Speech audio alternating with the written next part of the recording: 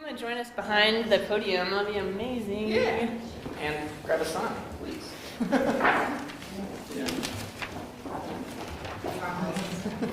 Yeah, as many people want to come back here, that's amazing. Thank you. And Grace, you sure you don't want to hold this side? Can I turn this on? 'Cause Yes. I'm not young like you, I'm blind. Oh God, there you go. Like that. Why is it such a weird color? Oh, there we go. It's like sepia. Oh, it is weird. Okay. I know. I'm like, That's fine. it's already in 14.5. Why is it 12? You're working your way. You're still in your 30s. Awesome.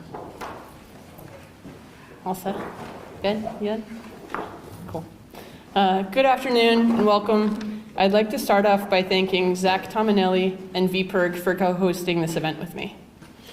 And thank you all for joining us today, the first day of International Data Privacy Week.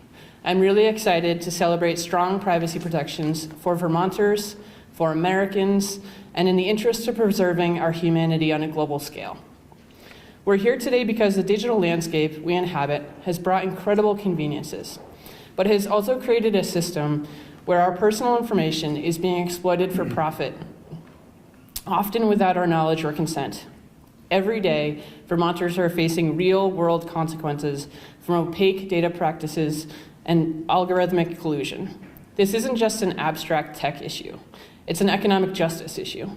It's about the impact on people's ability to afford rent, secure a job, and put food on the table. Data privacy is a kitchen table issue, and it demands our urgent attention. It is critical that we address the immediate concerns of everyday Vermonters when it comes to how their data is being collected, used, and sold. As a result, I will be introducing several key privacy bills this week. Today, we'll outline 4 key pillars that must be central to any effective data privacy legislation. First, data minimization. Companies should only collect the data they absolutely need to provide their services, not everything under the sun. Second, we need to fix the broken online advertising system so that small businesses can compete and thrive without being forced to participate in a system that rewards the exploitation of personal data. Third, we must protect people's sensitive information. By that I mean things like our DNA, fingerprints, social security numbers, location, and the data of children. We must also ban the sale of sensitive data. Hard to stop. Finally, none of these provisions will matter without strong enforcement mechanisms to hold companies accountable. I'm honored to be joined today by 4 incredible speakers who will delve deeper into these critical areas. They will share their experiences and insights, painting a clearer picture of the challenges we face and the solutions we must pursue. Jason is going to introduce data minimization, privacy by design software, and is representing Front Porch Forum.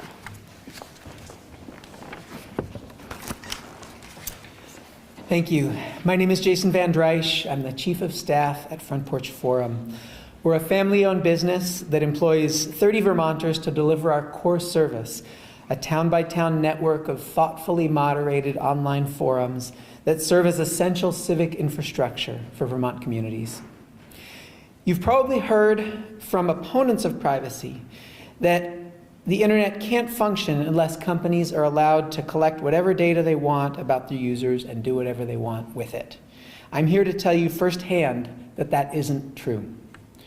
Front Porch Forum wouldn't exist without the internet. Our main source of revenue is online ads from local businesses.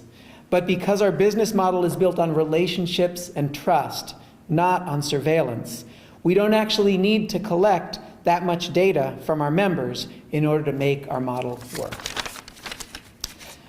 We believe in this thing called data minimization, the idea that companies should only collect information from their customers that they need in order to deliver the service that their customers are expecting to get, and then do nothing else with that data.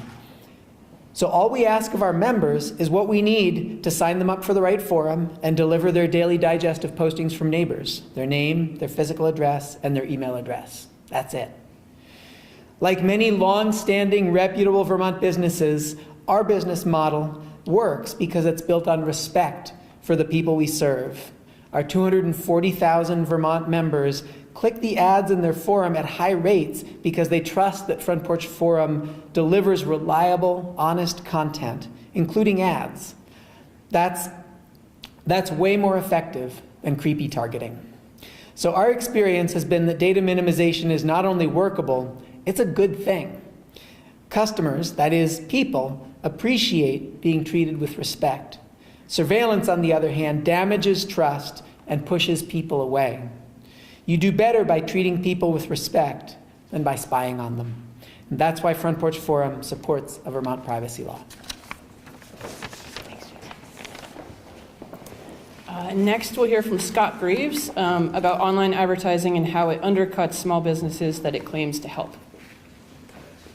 Yes.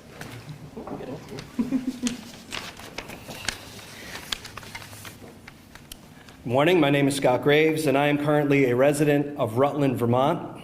Prior to moving my family to Vermont, we owned and operated a music merchandising company known as Smash Music. We provided large quantities of student band and orchestral instruments for rent to own in school districts, primarily in the states of New Hampshire and Massachusetts. Additionally, we operated a retail presence in Derry, New Hampshire, and a comprehensive music education program. Our business depended heavily on maintaining financial and personal records of thousands of households making recurring payments to us for renting instruments and paying tuition. We sold retail a variety of instruments and accessories, new and used in the digital and brick and mortar markets. It was and is standard practice in our industry to dedicate sufficient resources to properly securing client information. This includes consistent internal processes in the collection and maintenance of personal financial information, investment in cybersecurity measures, maintaining third-party systems to secure information, and redundancy to ensure smooth financial management at all times. Small, independent, or family-operated businesses like ours are incentivized to spend time and treasure on the protection of client information. Businesses tend to take better care when they must interact with their customers in real life, in real time, day in and day out. Given current law governing the protection of credit card information, we were further incentivized to do so under penalty of law. Like so many small businesses in Vermont, our business depended heavily on digital marketing without large resources for strategic ad tech. Responsible behavior was rewarded with parent and teacher recommendations in both the digital and personal space. We wouldn't have considered selling our clients' information to any third parties because that is a breach of trust. The argument against enacting data privacy legislation in Vermont because it would create a detrimental environment for our small business community is misleading. To borrow from our Vermont agricultural past, this plow doesn't scour. Vermont businesses come in contact with their customers daily. They are, in most cases, our neighbors. Mismanagement of customer information results in swift retribution. This is to say, small businesses have been responsibly managing people's information for some time out of both incentive and respect for our customer neighbors. Let me be specific.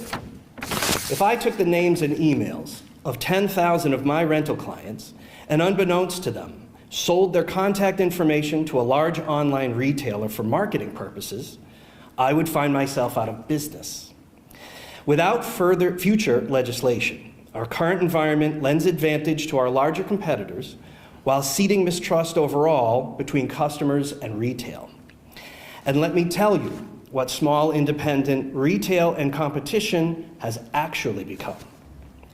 During our tenure in business, our largest competitor, owned by one of the largest private equity firms in the United States, would regularly use a variety of tactics, all currently legal, in our regional marketplace. These tactics included geofencing, targeted advertising at point of sale, creating false narratives through social media posts, misleading pricing, and most notably in our case, concentrating hundreds of false reviews during our holiday season. The combination of a lack of recourse and being overwhelmed by seemingly endless competitor resources made our 5 years in business at times a disempowering experience. Small business needs the support of laws that work to create a more beneficial, transparent, and fair landscape. We should consider what kind of business landscape to maintain, starting with our own great state of Vermont. I'm a small business owner, and I support a privacy law. Next, Laura will talk about the dangers of not protecting sensitive data such as that of our children.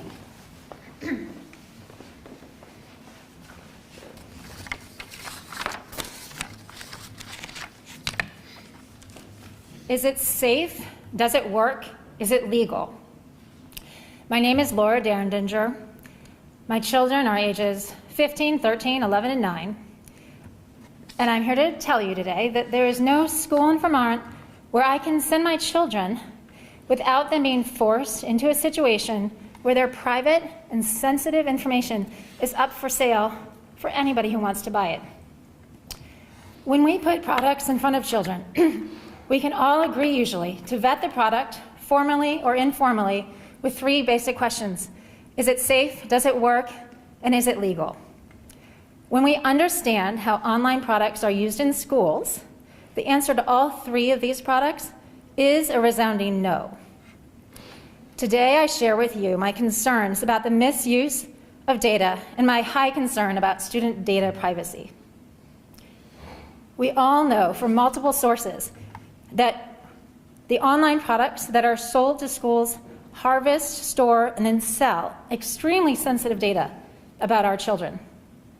The following is a not exhaustive list of types of data that are collected and generated into identifiable profiles that follow children from cradle to career and throughout their life. Children's location, mental health record, zip code, family income, parent health, behavioral data from school and discipline records, grades, homework, essays, suspension records.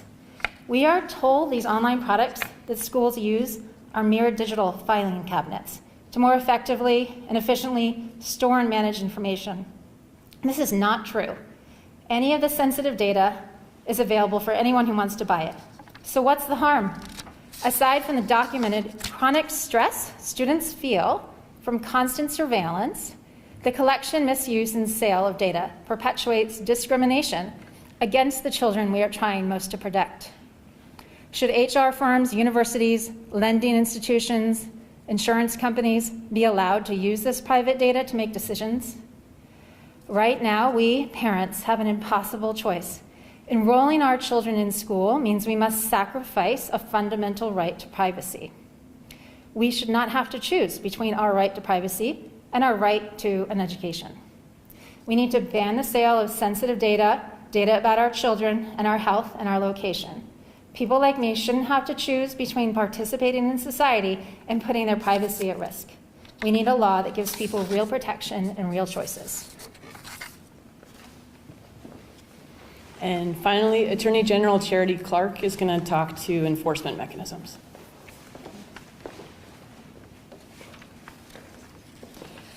By statute, my office is the recipient of all the notifications of data breaches that happen and are required to report under the Data Breach Notification Act. It is only the 27th day of this month, and we've already received 30 data breach notifications. In fact, a disturbing number for you, last year in 2024, we received 724 data breaches notifications. That is incredibly disturbing when you know that we don't have a Data Privacy Act that we have been advocating for some time now. I and the lawyers and legal professionals in my office are really the state's consumer experts. We pride ourselves on that, and we have a lot of information to share. Right now, our data is the fuel of the internet economy. And I think a lot of people don't realize that, but data privacy is truly one of the major consumer issues facing our time. I believe that Vermonters' data belongs to them. Our data belongs to us. A strong data privacy law would give the Vermonters the right to know what personal data a company holds, limit the use of that data, require that that data be deleted upon request. And I also believe strongly that if your data privacy is violated and you suffer damages, you should be able to sue the company who violated your data privacy. This is called a private right of action. The ability for you, the consumer, to bring a lawsuit when you are harmed. The Attorney General represents the state and the public interest, but we cannot represent individual people. A strong data privacy bill must include a private right of action to allow those individuals to bring a lawsuit when they suffer actual damages. I want to underscore that the private right of action is already guaranteed to Vermont consumers under the Vermont Consumer Protection Act. I don't think Vermonters want that right taken away from them when they suffer actual damages if their data privacy is violated. Let me put it to you this way. If a child draws a picture and someone steals that picture, prints up greeting cards with the picture on the front and sells them, the parent could sue for damages. But if someone steals a photograph of that child, or her name, her age, her social security number, her address, her school, and her medical information, it's an entirely different situation. Why is that? Vermont consumers deserve the same protections in data privacy that they do in all the other consumer issues. I, of course, grew up bagging groceries and running the cash register in my father's grocery store in southern Vermont. And I like to joke that I literally grew up in the marketplace. But in today's economic climate, even our small and medium-sized businesses need protections from the huge corporations that control so much of this industry through direct ads and data processing. And they feel especially vulnerable to lawsuits. We get that. That's why, as passed in last year's bill, the private right of action would only have allowed for actual damages. That means harm that you actually suffered. And it would have exempted small businesses. Also, it would have only applied to sensitive data. I am committed to working with consumers, with the administration, the legislature, advocates, and industry to provide a bill that has these meaningful protections in place to protect our data. It is time that Vermont put this law and this fundamental concept of data privacy into effect. Let's protect kids, let's protect consumers and the marketplace. Thank you also to everyone up here for your advocacy. This issue is critical, it's so important. We have this in our office, this peek into what happens when someone's data privacy has been violated and is used by scammers, by people who steal their identity because of our consumer assistance program, and because we are the recipient of notifications under the Data Breach Notification Act. To have you all here standing up really amplifies what we see every day. So thank you very much for being here, and thank you to Monique for organizing this, and along with VPIRG. Thanks, everybody, for joining. We'll stick around. And for anybody who wants to keep track of upcoming bills, you can go to priestleyvt.com/bills. Thank you. Thanks, guys. Look at that. Good job, team. Is that good?